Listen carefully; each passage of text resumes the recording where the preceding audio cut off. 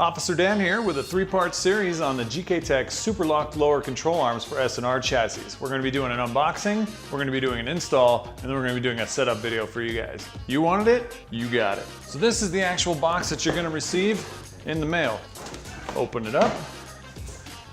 Everything is really well packed in these things, so that's good. Let's explain some of the components that come out. So you're going to have to choose a shank when you get your lower control arms. They make S13 and S14. They make extended versions for extremely lowered cars. And we'll go over that more in the install video. Got some hardware baggies, some of your spacers, more spacers, some more hardware. This is the actual control arm itself. As you can see, it's a CNC'd piece of beautiful there. Put that on the counter. We'll move to level 2 here of this box.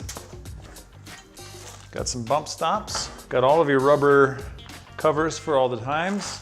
Got the heims themselves.